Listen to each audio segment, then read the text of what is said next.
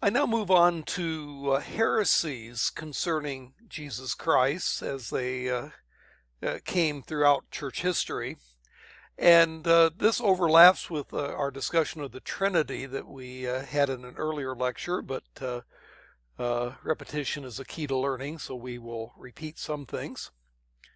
One heresy is adoptionism, that Jesus became God at a certain point in his life, that he became divine, became the Son of God at his baptism or his resurrection or ascension.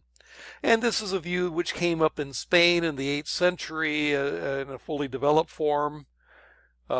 Says that Christ in his humanity was not true God, but only was later adopted as the Son of God. And even earlier, the 3rd century bishop of Antioch, Paul of Samosata, had adoptionist tendencies. But to say that he was not divine from birth would go against, of course, the doctrine of the virgin birth that we discussed earlier. Another viewpoint which is condemned is Apollinarianism, which is related to Monophysitism and Doceticism, which argues that Jesus was not true man. Apollinarius the Younger, the bishop of Laodicea in Syria around 361, said that Christ had a human body, but not a human mind or spirit. For the two natures of Christ could not coexist in one person. So he had a human body, but a divine mind or spirit. Monophysitism is similarly says that Christ only had one nature that was divine. Doceticism says that Christ was God, but only seemed to be human. And all of these views are condemned by the Council of Chalcedon in 451. Another heresy that we've mentioned before is Arianism, also called dynamic monarchialism. And it says that Jesus is less than true God. It's called Arian, named after a certain theologian named Arius. It argues that the Son is glorious, but a created being not co-equal with or co-eternal with the Father. And the Jehovah's Witnesses are the Arians of today. They will say that Jesus is the Archangel Michael, but is not fully God. Dynamic monarchianism argues that the divinity in Christ was an impersonal power proceeding from the Father, and that Jesus was a very holy man, but not very God. And again, Paul of Samosata, who also had adoptionist tendencies, defended dynamic monarchianism. Yet another heresy concerning Christ is modalism, also called Sabellianism or patripassionism. It says that Jesus is God, but God is one person, not three. God is one person who appears in three modes. That's why it's called modalism, the three modes of Father and Son and Spirit.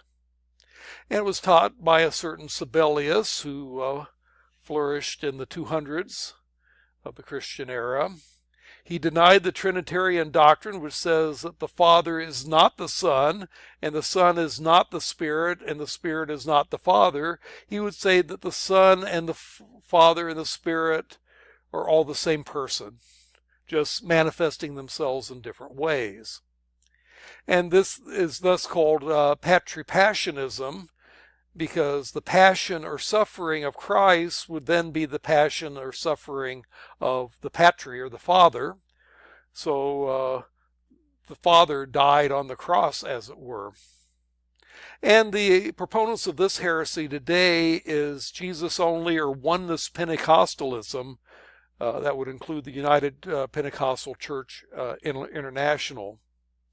It's also called modalist monarchialism, in contrast with dynamic monarchialism, which is Arianism. Yet another heresy concerning Christ is Nestorianism, that says that there were two distinct persons in the man Jesus. Nestorius was a 5th century patriarch in Constantinople. He argued that there were two separate persons in Christ, one divine and the other human. Orthodox teaching is that the incarnate Christ was a single person with two natures, divine and human. And so this view that there were two distinct persons in the body of Jesus is condemned by the Council of Chalcedon in 451. The Council of Chalcedon in 451 continues the work of the Council of Nicaea in condemning Arianism, but it also addressed other heresies concerning Christology that had come up and become prominent in the meantime. One of the new heresies after the Council of Nicaea was Eutychianism, named after a monk named Eutychius. It combined the pre-existing two natures of Jesus Christ into one different nature after the incarnation to make a new transformed single nature. So you have on the one hand the human nature of Christ, and then you had the divine nature of Christ, but then they get combined together into a new nature which is not fully human but not fully divine. And thus it is a variation of the Monophysite heresy, or the belief that Jesus Christ possessed only one nature, neither fully human nor fully divine. Eutychianism was declared heretical at the Council of Chalcedon, and it produced a creed, the Council of Chalcedon did, that established Orthodox Christology that came to be accepted by Catholicism, Eastern Orthodoxy, and by Protestantism as a whole.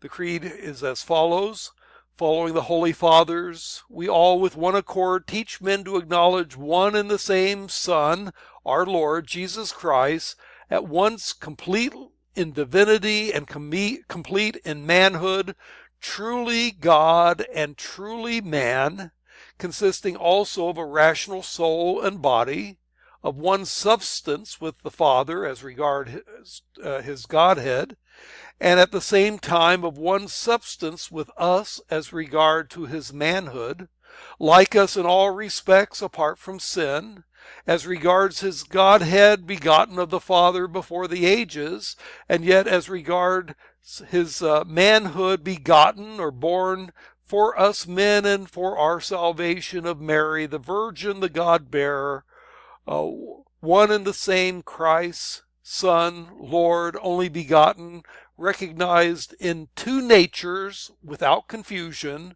without change, without division, without separation. The distinction of the natures being in no way annulled by the union, but rather the characteristics of each nature being preserved and coming together to form one person and substance, not parted or separated into two persons, but one and the same Son and only begotten God the Word, Lord Jesus Christ. Now this creed was fighting against Eutychianism in stating that Jesus Christ is to be recognized in two natures without confusion and without change. The Eutychianism says that the nature changed when they were combined, divine and human. Against Arianism, it confirms that Jesus Christ is complete in divinity and consubstantial of the same nature as the Father. Against Apollinarianism, it affirms belief in, quote, our Lord Jesus Christ, who is complete in humanity, truly man, having a rational soul and body. And against Nestorianism, it affirms the one and same Christ, Lord, Son, Lord, only begotten, is to be recognized in two natures without division and without separation. They come together in one person and one existence, not parted or divided into two persons, but one and the same Son and the only begotten God, the Word, Lord Jesus Christ. Again, fighting against Nestorianism.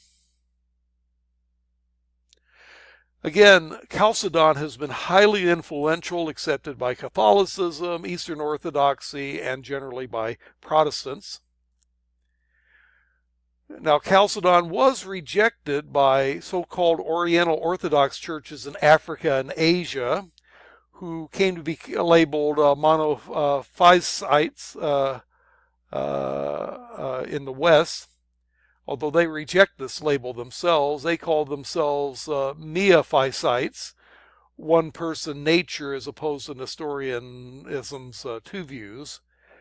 They feared that the Chalcedonian formulation verged on Nestorianism, as it turns out.